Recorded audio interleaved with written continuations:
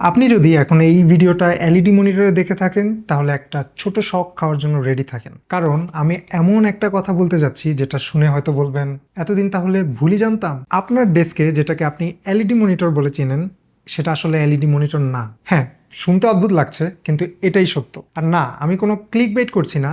আজকে আমি দেখাবো এলইডি মনিটর বলতে আমরা বছরের পর বছর ধরে যেটা কিনে আসছি সেটা আসলে এলসিডি মনিটরের একটা ভার্সন। আর এই গল্পটা বুঝতে হলে আমাদেরকে ফিরে যেতে হবে 130 বছর পেছনে, যখন একটা কাচের টিউবের ভেতর ইলেকট্রন ছুঁড়ে মানুষ প্রথমবার স্ক্রিনে ছবি দেখানোর আইডিয়া বের করেছিল। সেখান থেকে অ্যাকচুয়ালি শুরু হয়েছিল আজকের ওলেড, কিউডি ওলেড আর মাইক্রোলেডের পুরো যাত্রা। তাহলে চলুন শুরু থেকে পুরো গল্পটা জানা যাক। মনিটরের ইতিহাস শুরু হয়েছিল একদম অন্যভাবে। তখন ফ্ল্যাট ডিসপ্লে বলে আসলে কিছুই ছিল না। পাতলা মনিটর তো দূরের কথা, সবকিছু শুরু হয়েছিল একটা কাচের টিউব দিয়ে। 1897 সাল জার্মানির একজন বিজ্ঞানী কার্ল ফার্ডিন্যান্ড ব্রাউন একটা অদ্ভুত এক্সপেরিমেন্ট করছিলেন। তিনি একটা গ্লাস টিউবের ভেতরের বাতাসগুলো বের করে দিয়ে ভ্যাকুয়াম তৈরি করলেন। তারপর টিউবের এক পাশ থেকে ইলেকট্রনের একটা বিম ছুড়ে দিলেন অন্য পাশে। মজার ব্যাপার হলো টিউবের শেষ প্রান্তে একটা বিশেষ কেমিক্যাল কোটিং ছিল। ইলেকট্রন গিয়ে সেখানে আঘাত করতেই সেটা আলো জ্বালিয়ে দিত।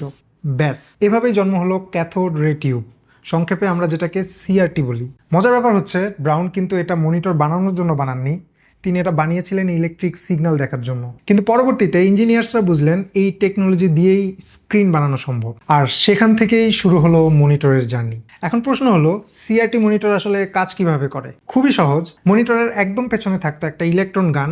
নাম শুনে ভয় পাওয়ার কিছু নেই, এটা কোনো বন্দুক না, এটা শুধু ইলেকট্রন ছুড়ে দিত। আর স্ক্রিনের সামনে গ্লাসের ভেতরে থাকতো লাখ লাখ ছোট ছোট ফসফর ডট। এই ডটগুলো 3টা কালারের হতো, রেড, গ্রিন, ব্লু। ইলেকট্রন যখন এগুলোর উপর হিট করতো তখন এগুলো আলো জ্বালাতো। তারপর ইলেকট্রন গান প্রতি সেকেন্ডে অসংখ্যবার পুরো স্ক্রিনের উপর থেকে নিচ পর্যন্ত স্ক্যান করতো। এত দ্রুত স্ক্যান করতো যে আমাদের চোখ বুঝতেই পারতো না, আমাদের মনে হতো একটা স্মুথ ভিডিও চলছে। এখনকার ভাষায় বললে এটাও এক ধরনের ডিসপ্লে রিফ্রেশ সিস্টেম। আর মজার ব্যাপার হলো সেই সময়ের জন্য এটা ছিল অসাধারণ টেকনোলজি। গেমিংয়ে মোশন ব্লার কম ছিল, রেসপন্স টাইম ছিল দারুণ। আর এই কারণেই আজও রেট্রো গেমার সিআরটি এর প্রশংসা করেন। কিন্তু একটা বড় সমস্যা ছিল, না একটা না, আসলে অনেকগুলো। প্রথম সমস্যা সাইজ। সিআরটি মনিটর মানেই বিশাল একটা বাক্স, কারণ ইলেকট্রন গান থেকে স্ক্রিন পর্যন্ত অনেক দূরত্ব লাগতো। স্ক্রিন যত বড় মনিটর তত মোটা। তারপর ছিল ওয়েটের একটা ইস্যু। 25 থেকে 30 কেজি ওজন হওয়া খুবই স্বাভাবিক ছিল তখন। একটা মনিটর তুলতে মোটামুটি 2জন মানুষ লাগতো। আর সবচেয়ে বড় সমস্যা ইলেকট্রিসিটি। সিআরটি প্রচুর পাওয়ার কনজিউম করতো, গরমও হতো অনেক, ঘন্টার পর ঘন্টা, তাই ব্যবহার করলে পুরো রুমটাই গরম হয়ে যেত। এর সাথে ছিল ফ্লিকার ইস্যু, অনেক সময় স্ক্রিন হালকা কাঁপতো, দীর্ঘ সময় চোখের উপরে যেটা অনেক চাপ পড়তো। তখন ইঞ্জিনিয়াররা বুঝলেন এভাবে আর চলবে না, মানুষ এমন একটা ডিসপ্লে চায় যেটা থিন হবে, হালকা হবে এবং কম বিদ্যুৎ খাবে, আর ডেস্কেও কম জায়গা নেবে। আর এই জায়গা থেকেই শুরু হলো ডিসপ্লে ইন্ডাস্ট্রির সবচেয়ে বড় রেভলিউশন। এই চিন্তা থেকেই আসে এলসিডি।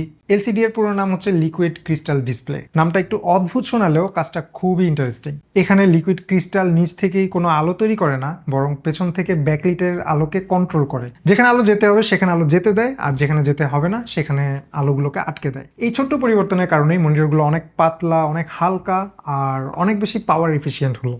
আচ্ছা, এলসিডি এর গল্প তো বুঝলাম, কিন্তু একটা জিনিস খেয়াল করেছেন? আজও দোকানে গেলে সবাই বলে, ভাই একটা এলইডি মনিটর দেখান। শুনে মনে হয় এলইডি বুঝি এলসিডি এর পরের জেনারেশনের কোনো নতুন টেকনোলজি। কিন্তু আসল সত্যিটা জানলে আপনি অবাক হবেন, কারণ এলইডি মনিটর বলে আমরা যেটাকে চিনি সেটা আসলে এলসিডি। আগের এলসিডি মনিটরগুলোর পেছনে আলো দেওয়ার জন্য ব্যবহার করা হতো সিসিএফএল, মানে কোল্ড ক্যাথোড ফ্লুorescent ল্যাম্প। সহজ করে বললে অনেকগুলো ছোট ফ্লুorescent টিউব লাইটের মতো। এই লাইটটা পুরো প্যানেলের পেছনে সবসময় জ্বলতে থাকতো, আর লিকুইড ক্রিস্টাল শুধু সেই আলোটাকে কন্ট্রোল করতো। পরে ইঞ্জিনিয়াররা ভাবলেন এই বড় সিসিএফএল লাইটের বদলে যদি ছোট ছোট এলইডি ব্যবহার করা যায় তাহলে মনিটরগুলো আরও পাতলা হবে, বিদ্যুৎ কম খাবে, আর ব্রাইটনেসও অনেক ভালোভাবে কন্ট্রোল করা যাবে। ব্যাস, তারা ব্যাকলাইটটা সিসিএফএল থেকে এলইডিতে বদলে দিল। কিন্তু মজার বিষয় হলো ডিসপ্লে প্যানেল কিন্তু বদলায়নি, এখনো ছবি তৈরি করছে সেই একই লিকুইড ক্রিস্টাল লেয়ার। মানে এলইডি শুধু পেছনের বাল্ব, স্ক্রিন না। তাই টেকনিক্যালি এলইডি মনিটর বলে আলাদা কোনো ডিসপ্লে টেকনোলজি অ্যাকচুয়ালি নেই। এটা আসলে এলইডি ব্যাকলিট এলসিডি মনিটর। কিন্তু মার্কেটিং এর কারণে ব্যাকলিট এলসিডি নামটা বাদ দিয়ে শুধু এলইডি মনিটর নামটাই জনপ্রিয় হয়ে গেছে।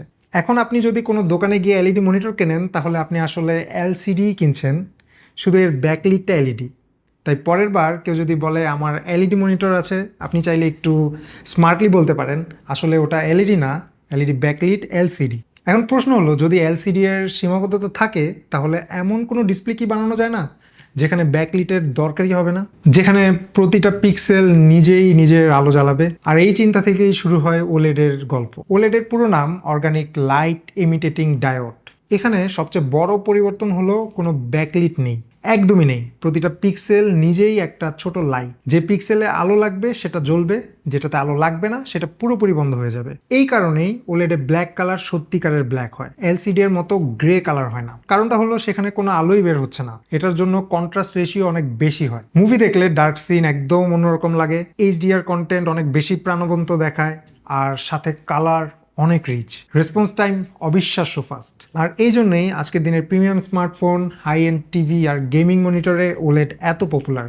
কিন্তু ভাই, ওলেডও এত পারফেক্ট না, কারণ এখানে অর্গানিক ম্যাটেরিয়াল ব্যবহার করা হয়। একই জায়গায় যদি অনেক দিন ধরে একই ইমেজ থাকে, যেমন উইন্ডোজ টাচবার, টিভি চ্যানেলের লোগো বা গেম হার্ড, তাহলে ধীরে ধীরে বার্ন হওয়ার সম্ভাবনা থেকেই যায়। যদিও এখনকার ওলেডে এই সমস্যা অনেকটা কমে গেছে, তারপরেও এটা পুরোপুরি চলে যায়নি। আর ওলেড তৈরি করাও এখনো এলসিডি এর তুলনায় অনেক বেশি ব্যয়বহুল। তাহলে ভবিষ্যৎ কি?